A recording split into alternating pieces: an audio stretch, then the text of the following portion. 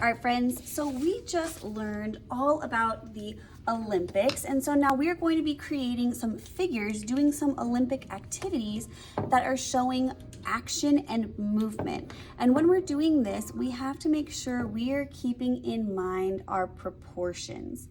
So our proportions are size relationships. So that means our sizes have to make sense compared to everything else. Our head needs to be the right size compared to our body needs to be the right size compared to our legs and our arms so that it all can be proportional. We also have to think about how our body moves. So it moves with our joints, like our shoulders and our elbows and our hips and knees and our waist and our ankles and our wrists and our neck and all those things. So if I wanted my character to be running, I could make it as if their arms are pumping and we have our legs in motion. So my character is now running, or maybe they're doing a handstand, or maybe they are going to be throwing something.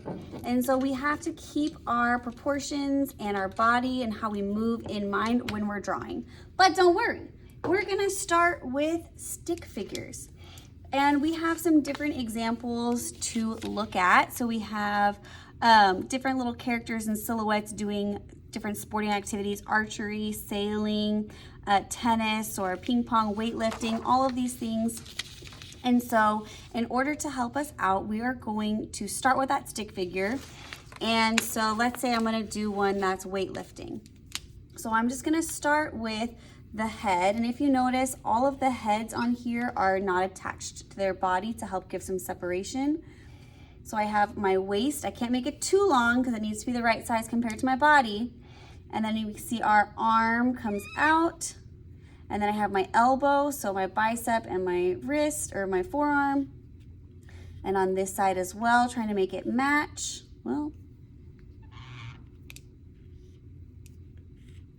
and then my legs are gonna be in like a squatting position. So that is my quad and then my calf. And then I'm gonna add that barbell on top so you can see that this person is doing an action movement.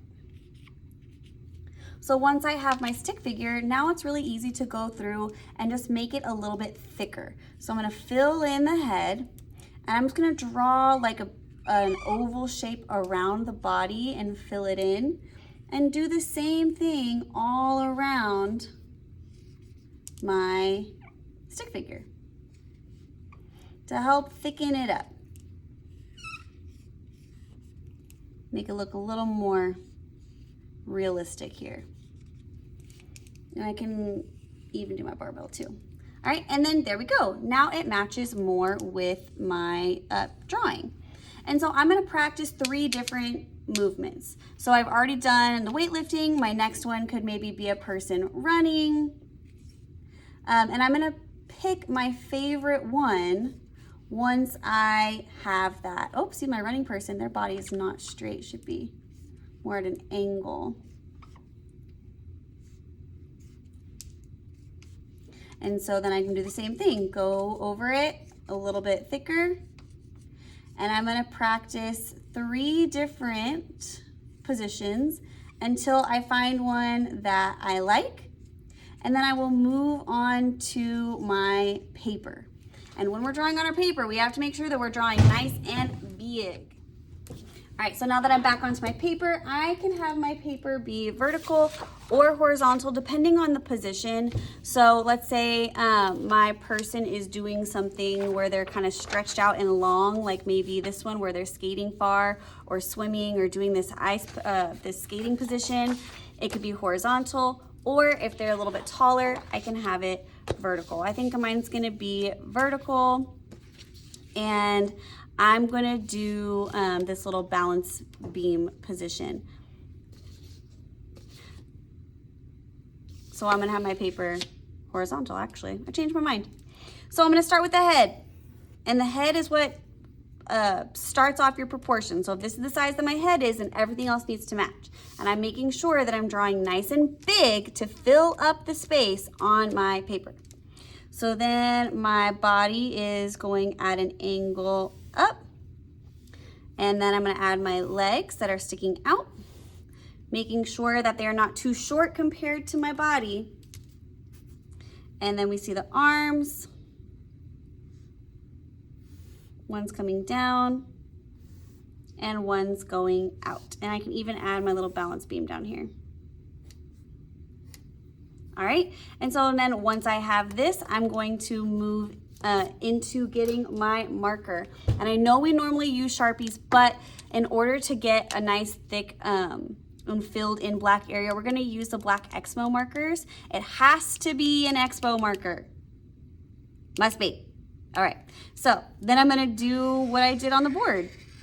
And I'm going to just fill everything in and make it all a little bit thicker. All right, so here we go. I just added those thicker lines around my person to show, to fill them out a little bit more. I tried my best to get a nice clean edge all around the side, filled it in so there's no white space. Then I'm just gonna put my name and code on the back and turn it in. And next time we'll add some color in the background. I can't wait to see how your figures look. Happy creating.